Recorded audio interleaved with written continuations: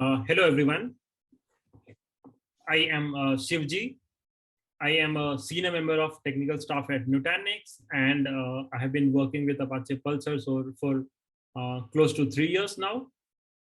Here I am going to talk about isolation, as in how you can keep your use cases related to Apache Pulsar isolated from each other and not let them interfere with the other use cases. There is a host of different ways in which you can configure and set up isolation in Apache Pulsar, and we will go through a lot of them today. We will also look at some demo at the end.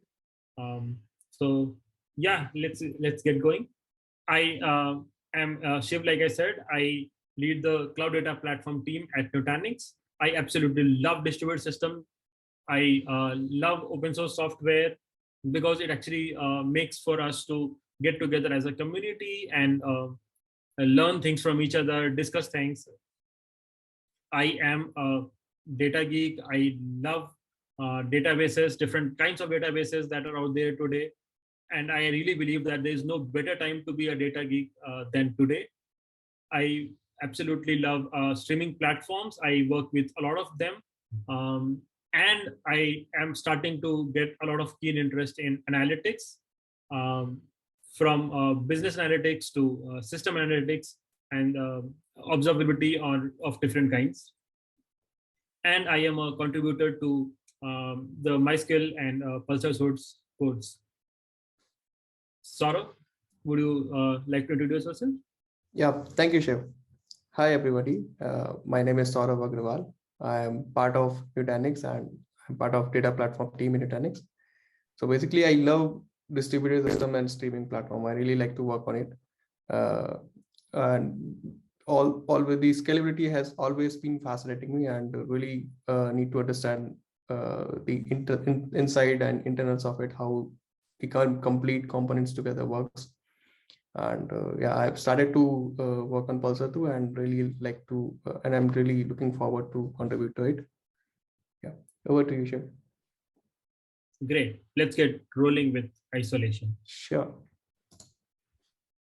Here's a list of things that we will cover today. We will very quickly look at Apache Pulsar. We will look at isolation for your platform. And in the context of Pulsar, we will look at what is isolation in Pulsar, how Pulsar defines it, why do you need the isolation, the different use cases, and in those use cases, how should you configure your isolation. And we will show you some commands. We will also do a demo at the end. As far as isolation is concerned, we will look at some configurations that you can do to throttle things, keep dedicated quotas and all. You will also look at isolation as it relates to different clusters for different use cases, tying a set of brokers to a specific use case, and then isolating by bookies, where you can fix certain storage resources to certain use cases, and they are only related to them and cannot be accessed by others. Apache Pulsar is a cloud native distributed system. It is open source and completely free to use. It is a PubSub messaging and streaming platform packaged together. It was originally developed by developers from Yahoo, and for over 5 years, it's been part of Apache Software Foundation, backed by a really big and engaging community. If you are sort of also looking for support, there are platforms like Stream Native out there, which can provide support for that as well. You can also get Apache Pulsar as a service from Stream Native Cloud. If you look at Apache Pulsar itself, it's got stateless brokers, so you can really scale them very easily. Let's say you have brokers inside containers, and then you can increase the number of containers, you can decrease the containers, you can sort of kill containers, you can bring them up, bring them down, you can do whatever. And because they're stateless, you don't really have to care about making sure that the states are consistent and right. So Apache Pulsar really has this serving layer that is separate called brokers, the storage layer that is separate, which is called bookkeepers, and they are both horizontally scalable. storage and compute are completely separate, and they can be scaled independent to each other. Read and write in the storage tier of architecture, which is bookkeeper, is isolated in the way that they don't fight for IOPS. Then we have multi-tenancy on a lot of different levels. In fact, it's so interesting for this session that we have a dedicated slide for it. We will talk about it more there. Geo-replication, again, is something that allow you to span your cluster across geographies, meaning you can have a cluster that spans across data centers, across availability zones, across regions, really spread it across the continent and keep your data closer to your users. You can also sort of get disaster recovery, high availability, and all these things from geo-replication. Again, we have a dedicated section of geo-replication in this session, so we'll talk more about it there. And like I said earlier, we have got amazing community to back it all. Like I said, we will talk more about multi-tenancy here. In the Apache Pulsar ecosystem today, if you have a physical cluster which consists of, let's say, 7 nodes, you can actually make multiple logical clusters within that physical cluster. So cluster 1 could be, let's say, serving for everything related to tenant 1. Cluster 2 could be serving everything related to namespace 1. So you can really sort of mix and match things here.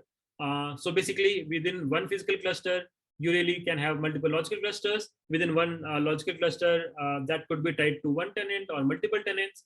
Within one tenant, you have one namespace or multiple namespaces. Within one namespace, you can have multiple topics.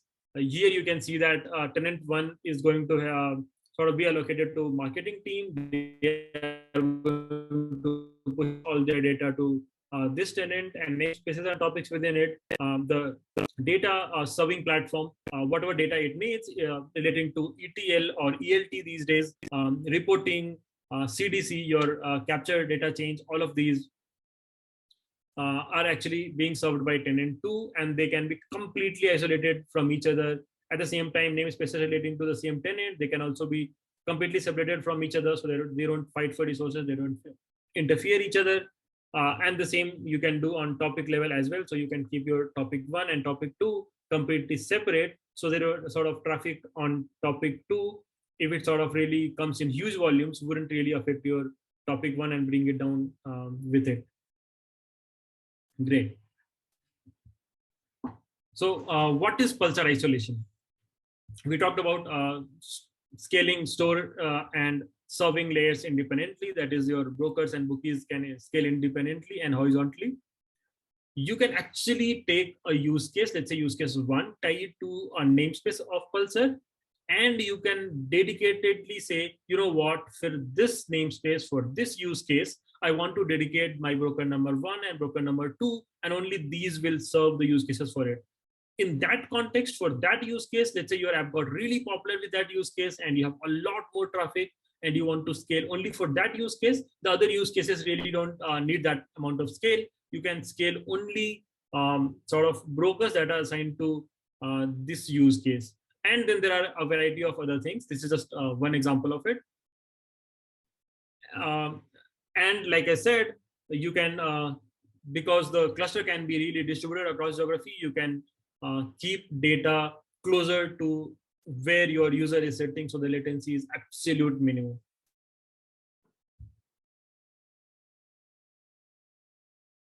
We talked about sharing resources. In the context of an enterprise using Pulsar, for instance, at Nutanix, we use Pulsar, which is like one cluster for a lot of different teams that build their own applications on top of it. And we have to really make sure in that context that whatever one team does not interfere with the data that is being pushed or consumed from Pulsar in context of the other team. So one team can sort of break their things, experimenting with a lot of different things in Pulsar, and the other team is sort of completely secure, working in its own dedicated space inside Pulsar.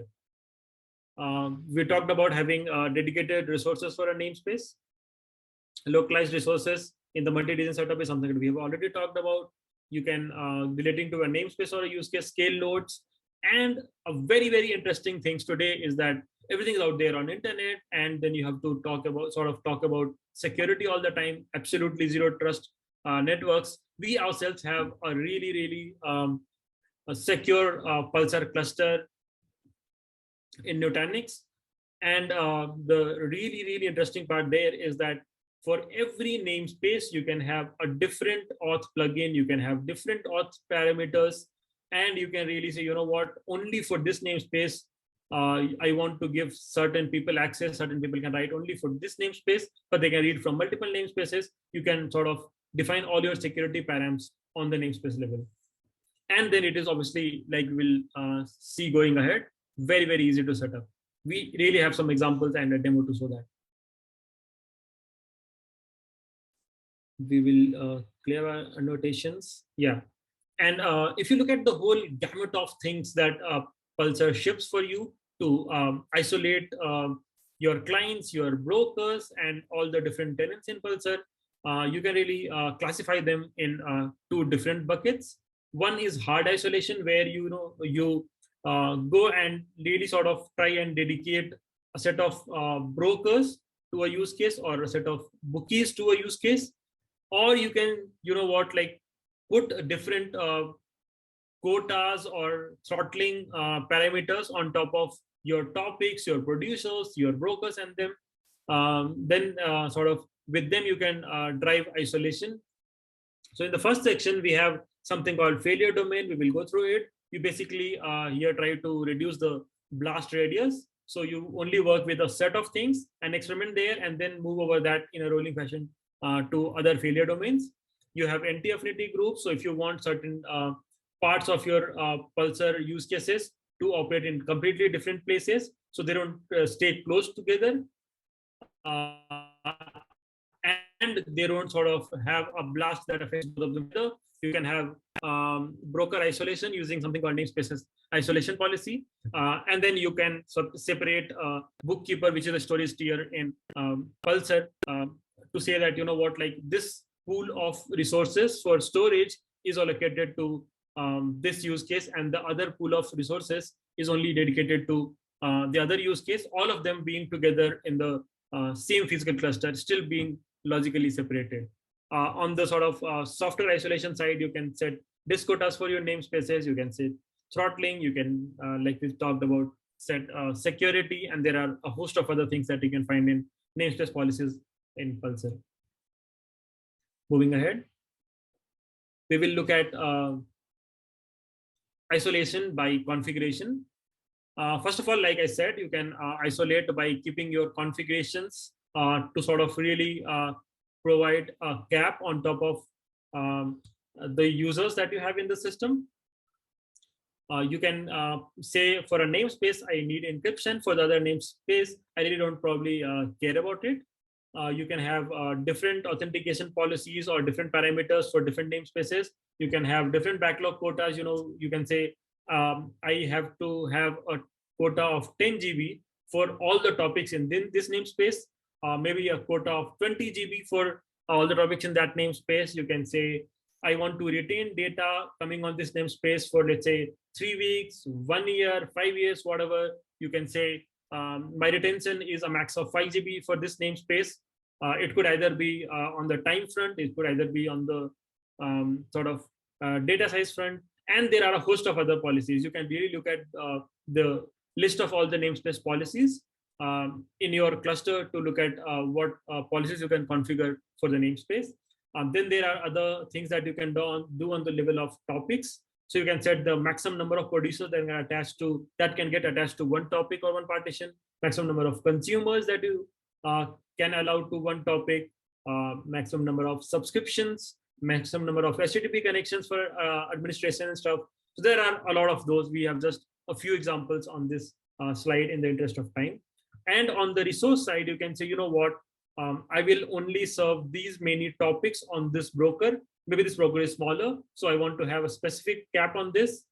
You can say, as soon as 80% of CPU on this sort of broker is crossed, you can have thresholds like that. Then some load of this cluster has to go to some other broker, but this broker wouldn't serve it. And there are a host of other things. where load balancer will help you balance things depending on the broker parameters.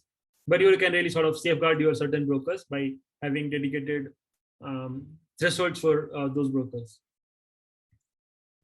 Next, we talk about isolation by making different clusters. And in this context, we will look at geo-replication.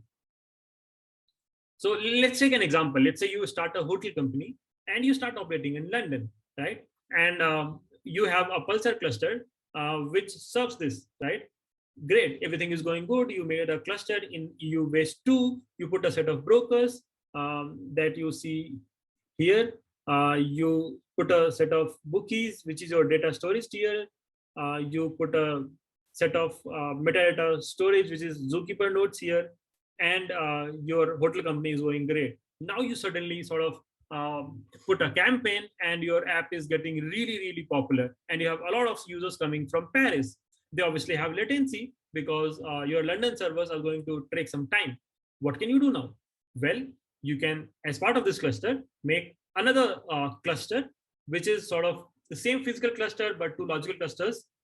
This second cluster in EU West 3 is going to serve all your traffic for the Paris users. So this sort of cluster really sits, although they are both connected via geo-replication, this cluster will sit in Paris and serves its users with absolute minimum latencies. And at the same time, via geo-replication setting in Pulsar, these two clusters can talk to each other. You can sort of, for every tenant or a namespace or a topic, you can say which cluster should be sort of serving this tenant. So you can say a topic T1 is on this cluster as well as this cluster. You can say a topic T2 is only on this cluster, T3 is only on this cluster, a lot of variety. But basically, you can probably keep data on both the clusters. And for your London users, you can say they will talk to this cluster because this is closer to them.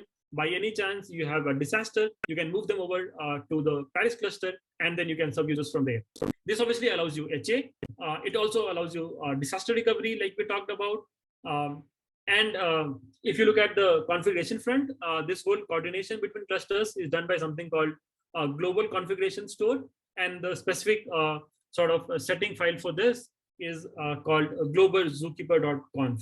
You can look at that and go through the geo-replication documentation to set up this, but this is really, really interesting. Next, we will look at brokers and how you can isolate using brokers to sort of pick specific serving capacity to different use cases. And I think Saurabh will take that over. He's really the expert who has done all of these things at Nutanix for us, isolating brokers, the serving layer, isolating storage tier to specific use cases, and building them back to, in our case, different teams. He will also show you how to set up this with a lot of commands, and then we will do a quick demo. At the end, I'll again be available for any questions. You can sort of keep leaving questions in the chat, and I'll keep responding while Saurabh presents. And at the end, both of us will be available. If you have any questions, you can sort of straight away shoot it to us. So over to you, Saurabh. Thank you, Shiv. Thank you so much. And it has been really nice Pulsar introduction and the features of it. So yeah, let's get going. So yeah, everybody will talk about isolating brokers first. So Pulsar provides many ways to isolate your brokers. We'll talk about all of them one by one.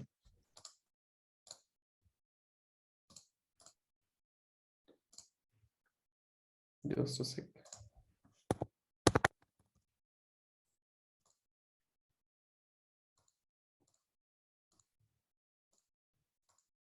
Yeah, okay. Sorry for that. Okay, so let's talk about failure domains. So what is failure domains actually? So with failure domain, you actually take a couple of brokers and group them into one logical group. So so that so Pulsar allows you to test some new features, some bug fixes in broker or in your applications.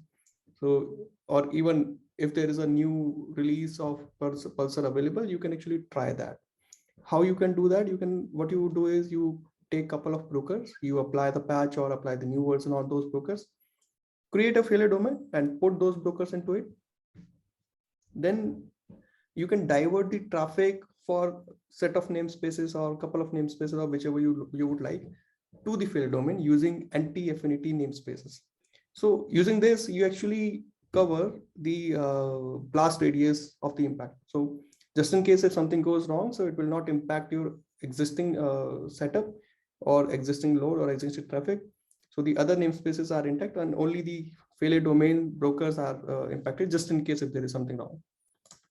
So with anti-affinity group, how you can do that? So what you do is after creating a failure domain with a couple of brokers, you create an anti-affinity group and set that anti-affinity group to a namespace. So what will happen is whenever whenever the request for the namespace comes for the first time, so Pulsar will try to figure out, okay, to which broker it has to own this namespace. So it will see if there is any anti-affinity group associated to the namespace. It will see, okay, yeah, there is one. And then it will see if there are any failure domains available. Then it will, as seen in the figure, let's take an example, like there are 2 domain available and 4 brokers with 4 anti-affinity group. So the first one comes and okay, it will see, okay, there is 1 anti-affinity and 2 domains. So let me see if any of the domain is serving any anti-affinity group already. So for the first time, okay, there is none. So it will actually serve the traffic. It will actually push that namespace to the least available, to the least broker, which is not serving any or the least number of anti-affinity groups. So for the first time, it will be served by broker 1 because that domain is not serving any. So for the next namespace, it will choose domain 2 because the broker 1 of domain 1 is already serving the anti-affinity group. So that's how the namespace is equally distributed among failure domain as a first priority, then the broker.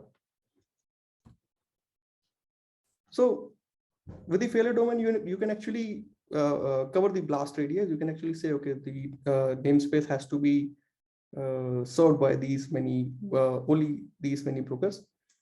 But if there is a possibility that you want to say, okay, no, if none of the brokers are available and I really want to have a dedicated broker for my namespace, then what you do?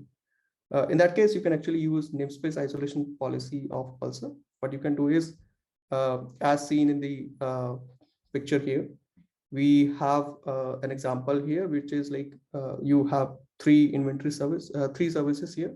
One is inventory service, booking service, and the post-booking analysis. Each of the services talking to a set of brokers.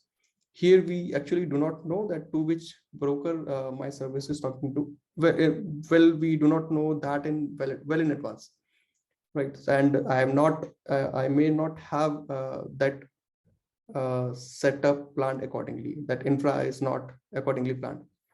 So in that case, if my post-booking analysis is putting too much of load, it started putting too much of load, then to whichever broker it's talked to, it will create some problem. It may consume memory, it may consume CPU, and it ultimately ended up making those broker down. So in that case, the traffic again distributed to the next available broker. So it will again go back to the broker 2. Then again, the broker 2 will also go down and your application is not available. To avoid such situations, you know that your particular namespace is putting too much of load, then you have a dedicated broker. You can provide much CPUs and memories accordingly, and just let the person know that this particular namespace has to be served by broker 3 using the isolation policy. And yeah, if there is something wrong, then only broker 3 will face some issues. The rest of your namespace and your application is fine. Let's see how namespace isolation policy works internally. So in this case, we have taken example of 2 producers. Each producer is talking to either 1, 2, and 3 and 4 broker.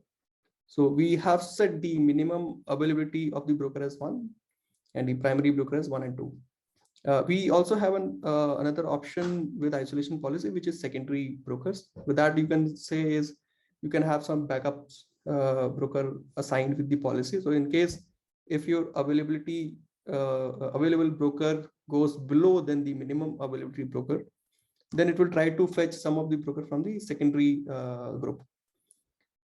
So in this case, initially both of our workers are fine, both of our brokers are fine, so there is no issue. Just in case if any of the broker are down, then also we are good because our minimum availability criteria is still matched. In case if both the brokers are down, then it will try to see if there is any other broker available, either from the primary or the secondary uh, to fulfill my minimum availability criteria. We have not configured any, so in that case, my producer will not be able to publish or consume from the message from the broker actually. Now, if we configure the secondary broker, so in that case, if broker from the primary group are down, then it will get the broker from the secondary, and in that case, my producer is still available.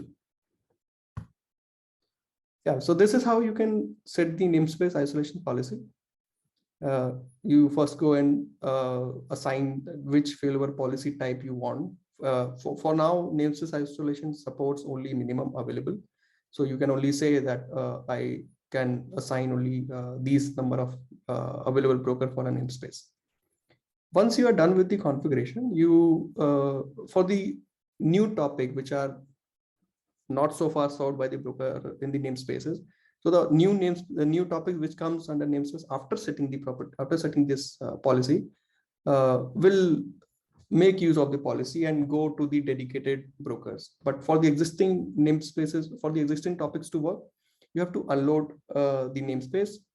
So which will actually revoke the ownership from the remove the ownership from all the brokers for the given namespace. And when a request for the namespace comes, it will make use of the policy and redirect the traffic to the dedicated broker. Using third command, you can actually confirm cross-check actually, and Pulsar internally uses this as well to check from which broker my topic is being served. Okay, that was all about isolating brokers. Now let's say how we can isolate bookies. So Pulsar provides you an Bookie Affinity groups feature. Using this, you can actually isolate storage, your read and write from and to bookies. So basically, if you so what you do in this, you actually create a rack with you put couple of bookies into it, and you put a name to it. That is considered as a group name, and you take that group name and you assign that group as an affinity group to a namespace. Then, whenever a request comes for the namespace to read or write for the data, it will go to the dedicated group and fetch the available bookies using the existing ensemble policy configuration and apply the read and write quorum to it. So it definitely make use of the existing configurations. It leverages ZK isolated bookie ensemble placement policy to create an ensemble of the bookies available in the group, which internally actually, which on top of it, a rack aware ensemble policy is applied, which is anyways inherited in this ZK isolation bookie ensemble placement policy. So with this, you can also scale bookies as per your need at a namespace level. So for example, if your namespace is not using that much of, there is not much load, you can go back and you can actually put the ensemble size and add quorum and write quorum configuration at a namespace level. And those configuration will be used while selecting the bookkeeper. Bookkeeper. Right, and accordingly, you can plan your infrastructure and you can add or remove the machines. Of course, if you are removing the machine, then you have to make sure that ensemble and write quorum are set properly. Yeah, so this is how you can set bookie affinity group. You can first go ahead and set a bookie rack. You put all those bookies into it. You put a rack name and the group name. Then with using the second command, you assign that group to a namespace. That also has a primary and secondary group. So in case if primary goes down, it actually make use of the secondary group and create a bookie ensemble using secondary group. Scaling up and down. So if you are using isolated bookies and affinity groups, so while scaling up and down, you have to make sure that you make changes in the existing configuration. If you are adding a new broker, then you have to make sure that you add that broker into the isolated bookies configuration or isolated broker configuration. And if you're removing any broker, then you have to make sure that you do the same in the isolated bookies and broker configuration too. Okay, so now it's the time for demo. Let's check that out. So here we will demonstrate how do we use isolation policy in Pulsar, how do we configure it. So in order to do that, let's create one namespace first. So we have basically broker node 1, broker node 2, and broker node 3. So we have configured three brokers here to demonstrate. We will now go ahead and create one namespace.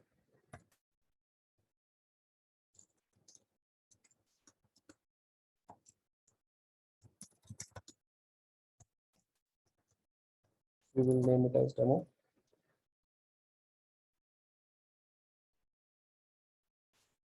So we will now go ahead and create a topic.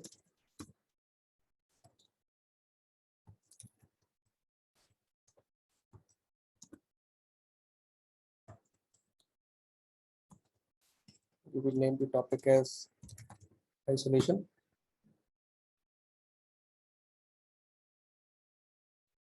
Okay.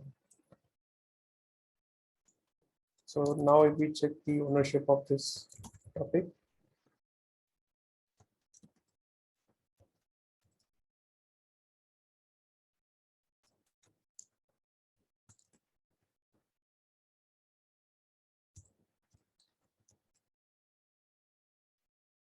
we will see which broker is owning those topic, and then we will assign an isolation policy to the namespace.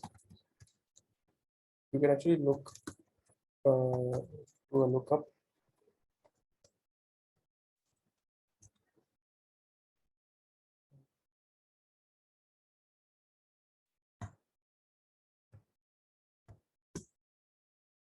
So this is just to see which broker is owning this topic. So 2 is owned by 1.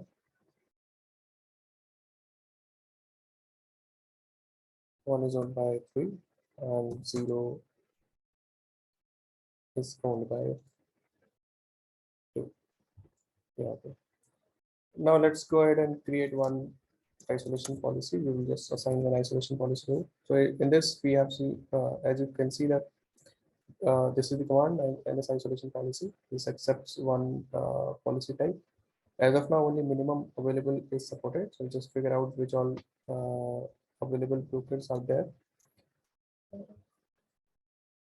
Minimum limit is 1. It will just make sure that whichever brokers we have configured with primary and secondary, sorry, it will make sure that the available brokers is greater than or equals to this minimum limit.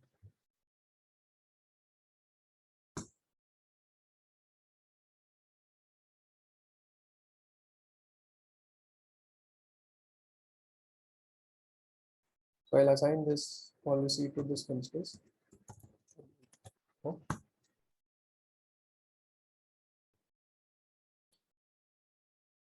So for the existing topic, it will not take immediate effect. It will either wait for the topics to go unloaded and load again, or you can initiate it by yourself. To check that, to confirm that, we can just make sure we can cross check this partition 0 is still owned by broker 2. Yes, that's correct. Now let's go ahead and unload this.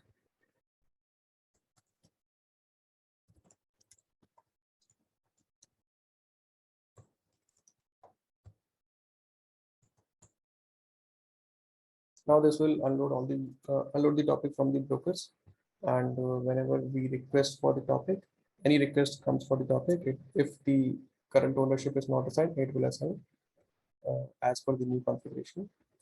So we will cross check the topic again. We will do the lookup. So it should be new broker node 1, right, as well as this. Let's try to publish a message as well.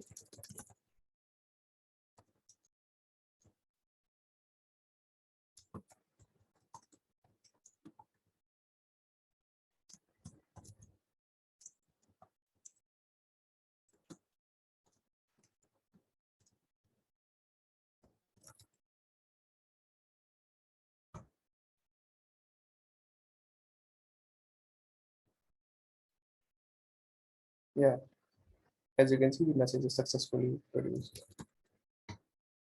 So now if we bring down this broker node 1 and try to publish, it will not allow us to publish the message because the configured, the expected brokers are not available. So we just go ahead and stop this broker. So now the broker node 1 is down. And from broker node 3, we will try to publish.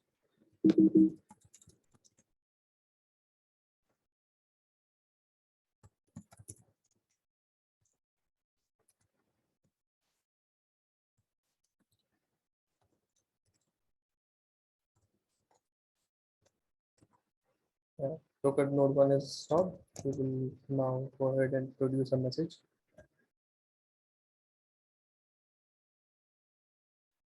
As you can see, it is not allowing me to publish because the brokers which are expected to available are not there to own the ownership. So now if we can just go ahead and configure a secondary broker to it, it will still be able to publish because the backup is there. First, let me start this.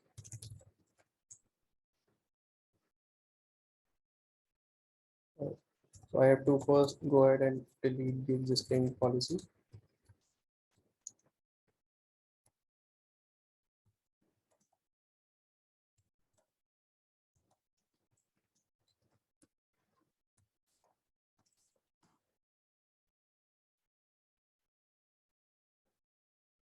Right. So I have the command ready. I'll just change this.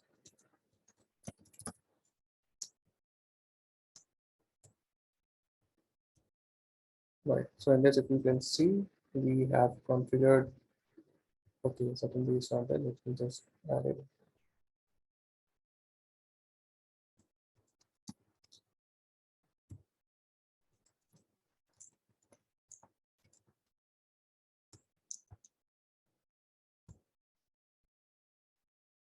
Right. So now we have primary and secondary broker configured with this namespace. Now we will, as we have already seen, that stopping this broker node 1 did not allow us to publish the message. Now let us go ahead and start this broker node 1 again.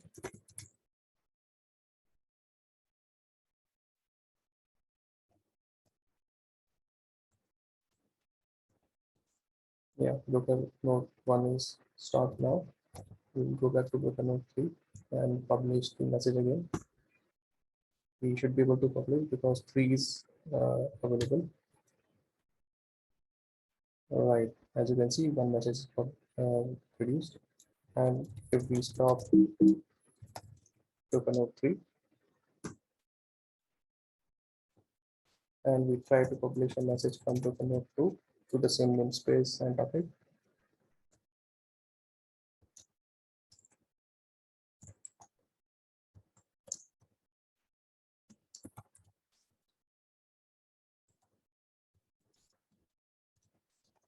will not allow me to do that because now there is no broker to take the ownership.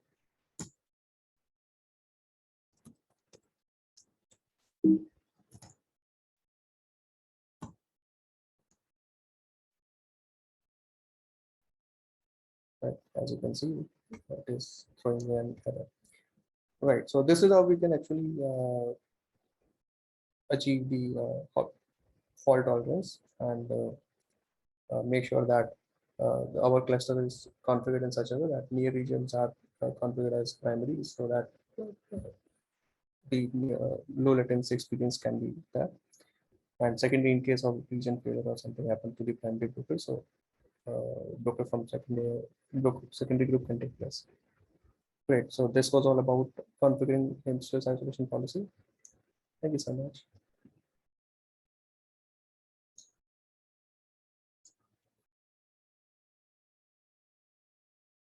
In case if you have any questions, you can just drop it in comments.